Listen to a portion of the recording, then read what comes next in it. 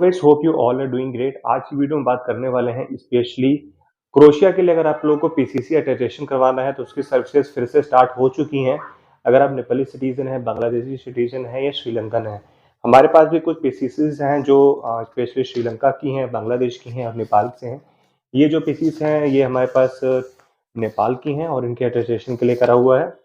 इसके बाद कुछ पीसीस और आने वाली हैं फ्रॉम नेपाल, यहाँ पे आप देख सकते हैं। उसके बाद ये पीसीसी है जो basically we got from Sri Lanka, और आफ्टर दैट हमारे पास पीसीसी कल ही रिसीव हुई हैं जो कि अटेस्टेशन के लिए हैं, जो कि बांग्लादेश से हैं। ये आप लोग देख सकते हैं।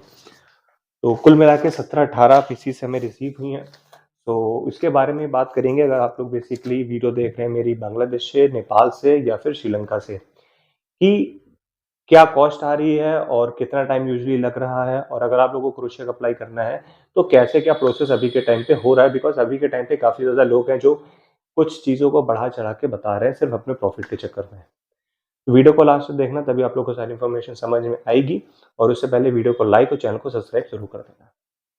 अब अगर हम बात करें पर्सन्स की जो कि इंडिया में है, नेपाल में है, बांग्लादेश में है, श्रीलंका में, इंडियंस को क्रोशिया एम्बेसी से अटेस्टेशन की नीड नहीं है।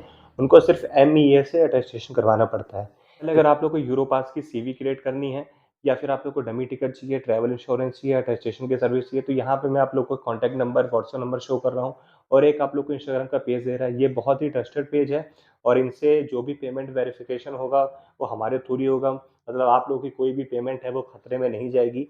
आप लोग आराम से ट्रस्ट करके इनसे CV की सर्विसेज ले सकते हैं यूरोपास के लिए, इनसे अटेस्टेशन की सर्विसेज ले सकते हैं, वीज़ा की सर्विसेज ले सकते हैं, प्लस कवरिंग लेटर की सर्विसेज ले सकते हैं।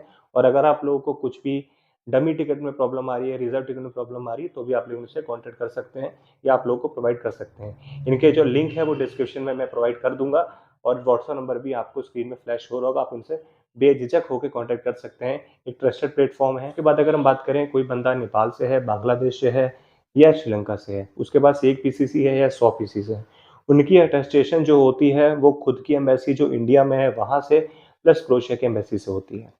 जैसे कि सपोज ये बंदे की पीसीसी जो है वो श्रीलंका की है, ठीक है, या ये बंदा जो है जिसकी पीसीसी नेपाल की है, इनकी नेपाली जो एम्बेसी है इंडिया में वहां से अटेस्टेशन होगी, प्लस क्रोशिया एम्बेसी से अटेस्टेशन होगी।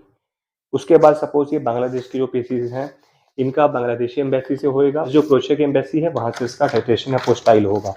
तो दोनों एम्बेसी से होता है। कई लोगों के मन में डाउट होता है कि सिर्फ एक एम्बेसी से, क्रोशिया की एम्बेसी से ही कराना पड़ेगा, तो ये चीज़ बिल्कुल गलत है। ऐसा नहीं होता, आपको दोनों एम्बेसी से कराना पड़ता है।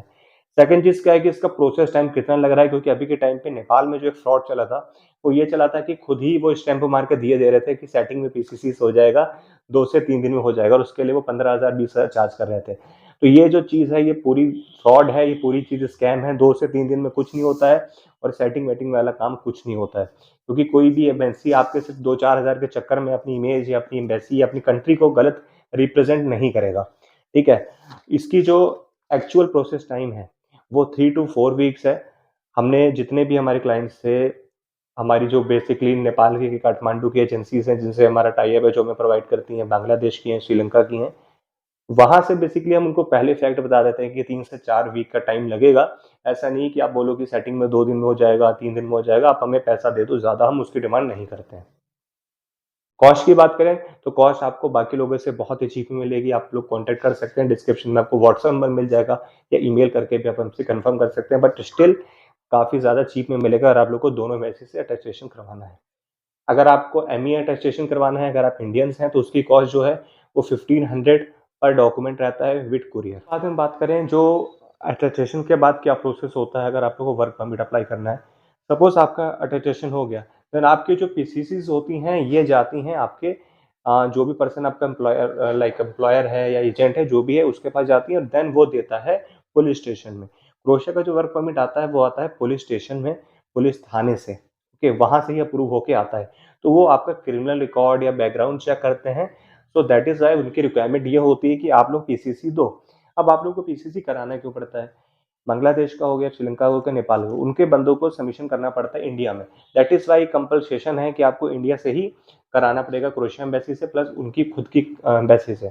उनकी खुद की एम्बेसी से किस लिए? ताकि ये पता चल पाए कि ये फ्रॉड है या फेक है।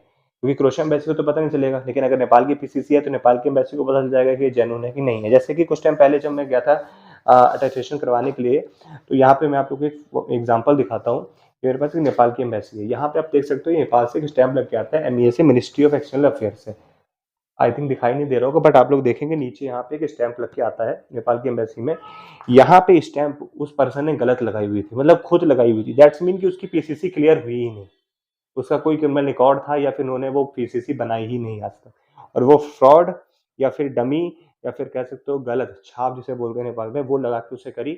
और वो नेपाल की एम्बेसी में जो भी पर्सन था उन्होंने पहचान लिया, उन्होंने बोला कि दूसरी लेके आओ, ये फेक है, ये रियल में वहाँ की जो मिनिस्ट्री से वहाँ से अटेस्टेशन हुई ही नहीं है, इसीलिए वहाँ से अटेस्टेशन करवाना पड़ता है। तो ये रीज़न है। ये वीडियो भी स्पेशली मैंने पहले भी बनाई थी, बट वो अपलोड नहीं कर पाया, उसमें कुछ मिस्टेक्स थी। दैट्स व्हाई फिर से मैं क्रिएट कर रहा हूँ, और ये सर्विसेज फिर से स्टार्ट हो गई, बीच में बंद हो गई थी। आप लोगों ने एम्बेसी के बाहर नोटिस देखा होगा।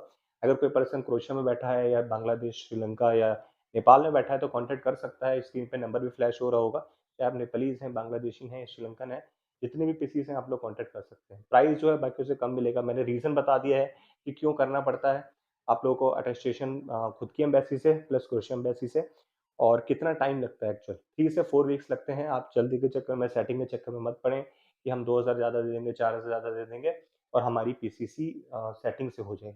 आई होप आप लोगों को वीडियो पसंद आई होगी। वीडियो पसंद आई तो वीडियो को लाइक जरूर करना, ज़्यादा से ज़्यादा शेयर करना, और कुछ भी इन्फॉर्मेशन चाहिए कमेंट करके पूछ सकते हो, या फिर नीचे ईमेल आईडी और व्हाट्सएप नंबर दिया गया, वहाँ जाके भी कॉन्टैक्ट कर सकते हो।